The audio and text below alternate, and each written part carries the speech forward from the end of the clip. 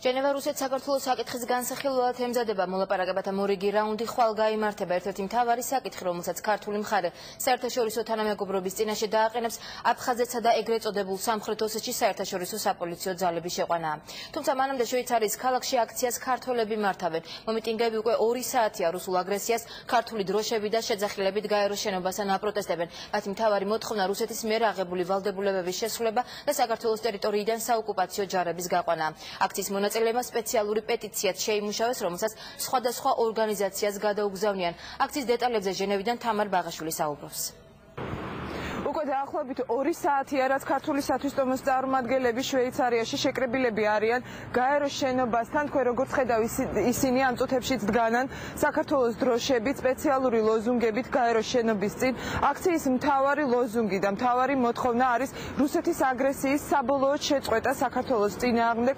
აქციის მონაწილეებს აქვთ 5 მთავარი მოთხოვნა. ისინი მოითხოვენ, რომ რუსეთმა ბოლომდე დაიცვას მის მიერ ნაკისრი ვალდებულებები საერთაშორისო თანამეგობრობის წინააღმდეგ და გაიყვანოს საქართველოს მთელი ტერიტორიიდან თავისი საოკუპაციო ჯარები. ასევე აქციის მონაწილეების მოთხოვნაა, რომ საერთაშორისო დამკვირვებლები კონფლიქტურ ზონებში ჩაანაცვლონ საპოლიციო ძალებმა, რომლებსაც ექნებათ იარაღი და რომლებიც უფრო მეტად დაიცავენ იქ მცხოვრები მოსახლეობის ინტერესებს. აქ მოსული ადამიანები ამბობენ, რომ ამ ფორმით ისინი ცდილობენ კიდევ ერთხელ მიიპყრონ ევროპის და ევროპელების ყურადღება იმისათვის, რომ ევროპამ არ მოადუნოს ყურადღება და ბოლომდე დაიცვას ის აღებული ვალდებულებები, რასაც ხელი მოაწერეს საფრანგეთის პრეზიდენტმა დიმიტრი მედვედევმა და საქართველოს პრეზიდენტმა. ისინი აცხადებენ, რომ მსგავსი აქციებით ისინი ეცდებიან, რომ ეს პირობები ბოლომდე შესრულდეს. შეიცვალოს უიარაღო დამკვირვებლები საერთაშორისო პოლიციური ძალებით, რომ აღკვეთონ აი ამ ბანდების თარეში, რომლებიც მუსესწავლებს ქართულ მშვიდობიან მოსახლეობას. და მე მგონი ყველაზე მთავარი ის არის, რომ რუსეთი დაუბრუნდეს აი იმ პოზიციებს, რაც ჰქონდა ომის წინ. რუსული ჯარი, რომ გავიდნენ პერევიდან, გავიდნენ საერთოდ საჩხერის რაიონიდან, რომელშიც ეგენი არასდროს არ ყოფილან, გავიდნენ ახალგორის რაიონიდან და მისცენ ხალხს დაბრუნების, სახლში დაბრუნების საშუალება. ამ აქციის მიზანი არის ის, რომ ჩვენ უბრალო რიგითმა ქართველებმა დავანახოთ უბრალო რიგით ევროპელებს ჩვენი სათქმელი. მივიდანოთ მათ ყურამდე, რომ მათ ეს ყველაფერი გაიგონ არა მედიით და ტელევიზიით მომიტევეთ, მაგრამ იქ მაინც ინტერპრეტირება ხდება გარკვეული. და ამ შემთხვევაში ისინი უყურებენ ეგრეთ წოდებულ პირველ წყაროს. რიგითი ევროპელი უყურებს რიგით ქართველს და უყურებს კითხულობს მის მოთხოვნას. ჩვენ გვინდა რომ ევროპამ არ მოადუნოს ყურადღება, იმიტომ რომ ეხლა რაღაც ბევრი პრობლემებია გარშემო და მოდუნდა ყურადღება და რუსეთმა არ შეძლოს ამ პერიოდში დაიკანონოს ეს ყველაფერი, რაც ომის შემდეგ მათ დაიკანონეს.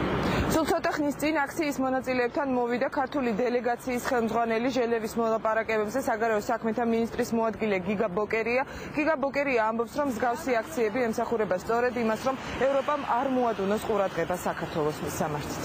მიუხედავად ძალიან დიდი საერთაშორისო ყურადღებისა, რომელიც აქვს საქართველოს და რომელიც მე იმედი მაქვს დარწმუნებული ვარ, რომ იქნება შენარჩუნებული, ამის შენარჩუნება სჭირდება ყველა დონეზე, ყველანაირი მასშტაბით შეხსენება მსოფლიო საზოგადოებისთვის, პირველ რიგში ჩვენი მოკავშირე ქვეყნების საზოგადოებისთვის, ევროპელი მოქალაქეებისთვის ამ პრობლემისა და ჩვენი მოქალაქეები დღეს ამას აკეთებენ, რითაც ჩვენ ყველანი ძალიან მადლობელი ვართ მათი. ეს არის ნაწილი იმ საქმისა, რასაც ქვია საქართველოს საბოლოო განთავისუფლების მიღწევა და საქართველოს საბოლოო დაბრუნების მიღწევა ევროპაში.